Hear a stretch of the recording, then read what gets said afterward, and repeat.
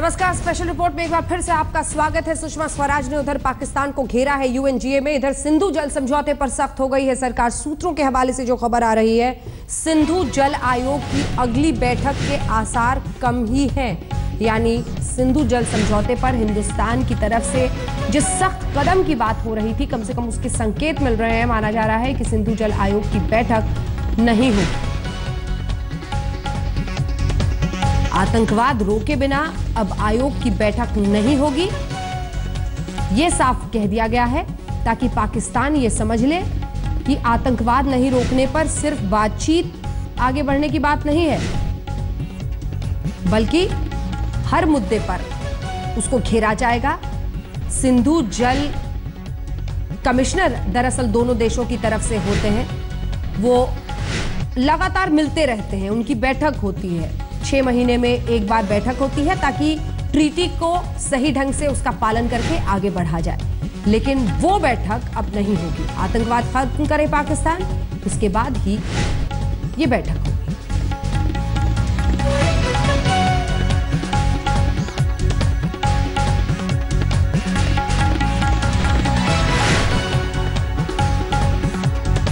गौरव सावंत हमारे सहयोगी हमारे साथ फोन लाइन पर इसी खबर पर जुड़ रहे हैं। गौरव, सबको इंतजार था कि क्या कोई कदम वाकई सरकार लेती है, क्या मायने हैं इसके? अगर आयोग की बैठक नहीं होगी तो क्या ये ट्रीटी और उसका सही ढंग से पालन हो, ये सब कुछ खटाई में पड़ सकता है?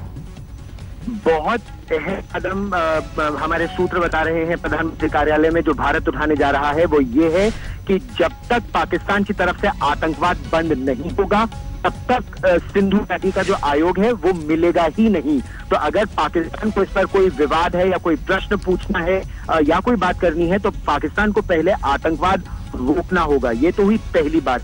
बुलबुल नेविगेशन प्रोजेक्ट एक परियोजना है जो बहुत अहम है। सन 2007 में एक जेस्चर के तौर पर भारत ने इस परियोजना को रोक दिया था ताकि पाकिस्तान को और पानी मिल सके, और पाकिस्तान को जो घबराहट हो रही थी कि वेस्टर्न रिवर्स से उसे पानी कम मिलेगा, तो भारत एक बार फिर अब ये कदम उठाने जा रहा है कि वो इस बुलबुल प्रोजेक्ट को रिव्यू कर रहा है। इससे एक बार फिर पाकिस्तान में हड़कंप मचेगा और भारत अब पाकिस्तान की प्रतिक्रिया देखना चाहता है। अगर इसके बाद ही पाकिस्तान की तरफ से आतंकवाद नहीं रुका तो अंजना इसके आगे कई और कदम है इंडस वाटर ट्रीटी को लेकर जो भारत अब उठाने की तैयारी में है। बहुत बड़ा रुख प्रधानमंत्री नरेंद्र मोदी का, उनके शब्द साफ थे इस बैठक में कि रक्त पानी एक साथ नहीं बह सकता। शुक्रिया आपका इस तमाम जानकारी के लिए। गौरव सावंत हमारे सहयोगी दे रहे थे जानकारी। उनका कहना है कि सिंधु जल आयोग की बैठक नहीं होगी, आतंकवाद को जब तक खत्म नहीं करेगा पाकिस्तान, ठोस कदम नहीं उठाएगा। ये जवाब इस पूरे मुद्दे पर हिंदुस्तान की तरफ से। इस बीच हम बातचीत कर रहे हैं सुषमा स्वराज के आज के यूएनजीए के भाषण पर। जिनके घर शीशे के होते हैं वो पत्थर नहीं मारते। क्या कहा सुषमा स्वराज ने, पहले सुनिए फिर चर्चा की शुरुआत। 21 तारीख को इसी मंच से पाकिस्तान के प्रधानमंत्री ने भारत के संबंध में 2 बातें कही जिनका जवाब देना चाहूंगी। एक तो उन्होंने कहा कि मेरे देश में मानवाधिकार का उल्लंघन हो रहा है। मैं कहना चाहूंगी कि जिनके अपने घर शीशे के हों उन्हें दूसरों पर पत्थर नहीं फेंकने चाहिए। जरा एक बार बगल में झांक कर देख लें क्या हो रहा है बलूचिस्तान में, और वो खुद क्या कर रहे हैं वहां। मैं कह सकती हूं यहाँ के आज जो बलूचिस्तान में हो रहा है वो यातनाओं की पराकाष्ठा है।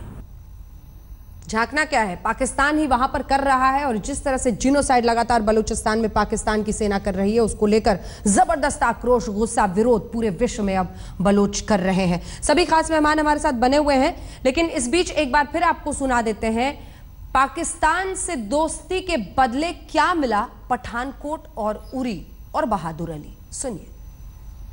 कि शर्तों के आधार पर नहीं, मित्रता के आधार पर हमने पाकिस्तान के साथ सारे के सारे विवाद सुलझाने की पहल की थी, और मित्रता भी सहजता की तरफ जा रही थी। कभी ईद की शुभकामनाएं, कभी क्रिकेट की शुभकामनाएं, कभी स्वास्थ्य के हाल का कुशलक्षेम। हमने 2 बरस में मित्रता का वो पैमाना खड़ा किया जो उससे पहले कभी नहीं था। लेकिन हमें मिला क्या बदले में? पठानकोट, उरी बहादुर अली, मैं पूछना चाहती हूं, हम शर्तें लगा रहे हैं या आप दूसरी नीयत दिखा रहे हैं? बहादुर अली तो जिंदा सबूत है हमारे पास, जिंदा, कि सीमा पार से आतंकवादी आया है, लिखित में सबूत है हमारे पास उसका।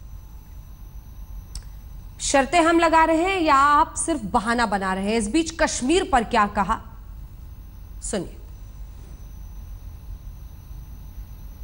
कि मैं एक चीज यहां बता दूं, अगर पाकिस्तान ये समझता है कि इस तरह की हरकतें करके या इस तरह के भड़काऊ बयान देकर वो भारत का कोई हिस्सा हमसे छीन सकता है, तो मैं पूरी दृढ़ता और स्पष्टता के साथ यहाँ ये कह देना चाहती हूँ कि आपका ये मंसूबा कभी कामयाब नहीं होगा। कश्मीर भारत का अभिन्न हिस्सा है, जम्मू कश्मीर भारत का अभिन्न हिस्सा है और अभिन्न हिस्सा रहेगा, इसलिए ये ख्वाब देखना छोड़ दें। एक बार फिर से पूरी चर्चा की शुरुआत करते हैं। संजय निरुपम जी की बातों का तो जवाब दीजिएगा ही श्रीकांत शर्मा जी, लेकिन उससे पहले जीडी बख्शी के सवाल बहुत बड़े लग रहे हैं। और जीडी बख्शी जी, मुझे लगता है कि चूंकि सत्ता की तरफ से श्रीकांत शर्मा जी ही बैठे हैं, तो आपको सीधे उनसे सवाल पूछने चाहिए जो आप पूछना चाहते हैं। बख्शी साहब।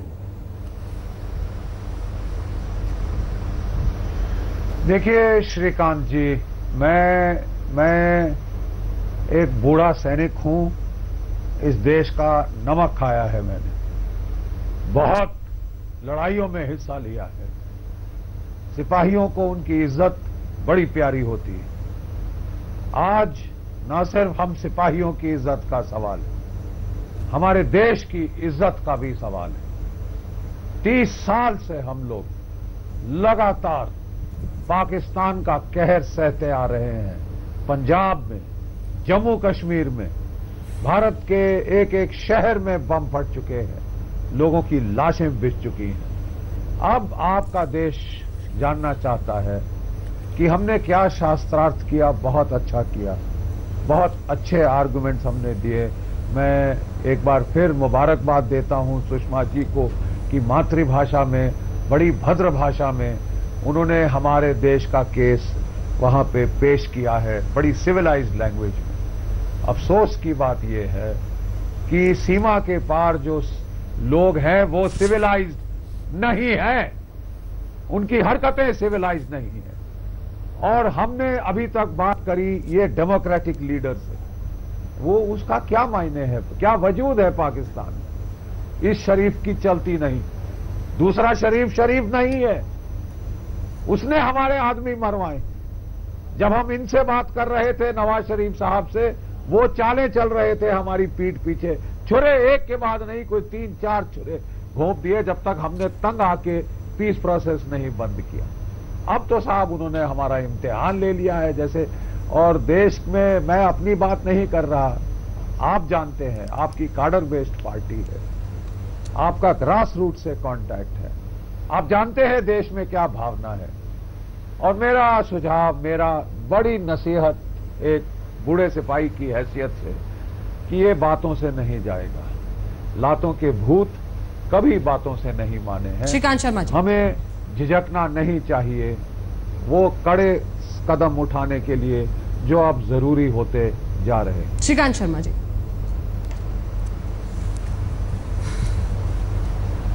बख्शी साहब, मैं आपको सैल्यूट करता हूं, और आप बूढ़े जरूर हैं लेकिन सब फौजियों के लिए, हम भारतीयों के लिए, आप जैसे पूर्व सैनिकों पर हमको गर्व है, क्योंकि आप लोगों ने ही पाकिस्तान को 3 बार धूल चटाने का काम किया है। आप लोगों ने ही कराची तक पाकिस्तान को खदेड़ने का काम किया है। आप लोगों ने ही, जब उसके 90,000 सैनिकों को आप लोगों ने ही बंदी बनाया था, तो आप लोगों के दम पर ही हमारी फौज आज दुनिया में सबसे ताकतवर फौज मानी जाती है। मैं ये कहूँगा, चाहे कोई आलोचना करे या ना करे। दूसरी बात, आपके जो सेंटीमेंट हैं, मेरे भी वही सेंटीमेंट हैं, देश के भी वही सेंटीमेंट हैं, उनको एड्रेस करने का काम हमारी फौज ने किया। हमारी फौज का जो बयान है वो सब आपके जो सेंटीमेंट्स हैं उनको उस फौज के बयान ने एड्रेस किया है। और हम आपकी इज्जत में बट्टा नहीं लगने देंगे। हम आपको कभी नीचे आंखें झुका के आपको देखना नहीं पड़ेगा। आज छद्म युद्ध पाकिस्तान हमारे साथ लड़ रहा है, क्योंकि वो सामने नहीं लड़ सकता, सामने उसको पराजय मिली है, इसलिए पीठ के पीछे से लड़ रहा है और आतंकवादियों को भेजता है। सुसाइडर बॉम्बर को यहां भेजता है, लगातार अटेम्प्ट कर रहा है, और उसको नेस्तानाबूद करना हमारी फौज को अच्छे से आता है। हमने किया है और आगे भी करेंगे। उरी कोई परिणाम नहीं है जनरल साहब, उरी सिर्फ पड़ाव है। मैं आश्वस्त करता हूं कि जीत आतंकवाद के खिलाफ हमारी फौज की होगी, हमारे देश की होगी। आपके इज्जत पर बट्टा नहीं लगेगा। ठीक है संजय निरुपम जी, छोटी सी बात, दूसरी बात, ब्रेक पर आज असेंबली में, जनरल असेंबली में जिस तरह से जो केसी सिंह साहब ने कहा बहादुर अली का जिक्र करने की क्या जरूरत थी, क्योंकि उसका बैकग्राउंड बताया नहीं। इनका कहना है कि टेररिस्ट स्टेट घोषित हो, ये क्यों नहीं कहा? इन दोनों पर जल्दी से जवाब। देखिए, मैं केसी सिंह साहब से सहमत हूं। बहादुर अली, अब जिन्होंने सुना होगा पूछ रहे होंगे एक दूसरे से, ये बहादुर अली कौन है, ये बहादुर अली क्या चीज है, कोई जमीन है, कोई आसमान है, क्या है ये? तो इसकी जरूरत नहीं थी। मैं समझता हूं कि उनका भाषण बड़ा मैच्योर भाषण था।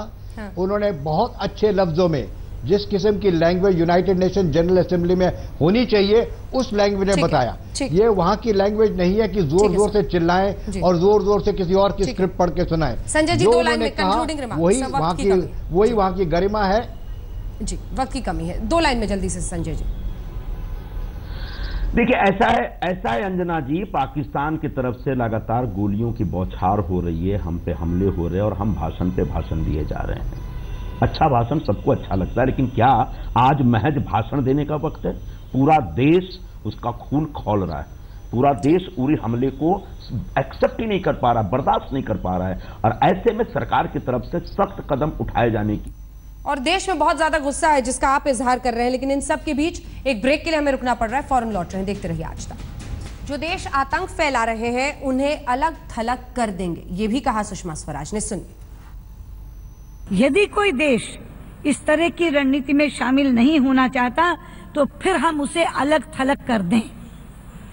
अगर कोई देश इस तरह की रणनीति में शामिल नहीं होना चाहता तो मेरी मांग है कि हम उसे अलग थलग कर दें, क्योंकि दुनिया में ऐसे देश हैं जो बोते भी हैं तो आतंकवाद, उगाते भी हैं तो आतंकवाद, बेचते भी हैं तो आतंकवाद, और निर्यात भी करते हैं तो आतंकवाद। आतंकवादियों को पालना कुछ देशों का शौक बन गया है। ऐसे शौकीन देशों की पहचान करके उनकी जवाबदेही सुनिश्चित की जानी चाहिए, और ऐसे देशों को भी चिन्हित करना चाहिए जहां संयुक्त राष्ट्र द्वारा प्रतिबंधित आतंकवादी सरेआम जलसे कर रहे हैं, प्रदर्शन निकालते हैं, जहर उगलते हैं और उनके ऊपर कोई कार्रवाई नहीं होती। इसके लिए उन आतंकवादियों के साथ वे देश भी दोषी हैं जो उन्हें ऐसा करने देते हैं। ऐसे देशों की विश्व समुदाय में कोई जगह नहीं होनी चाहिए।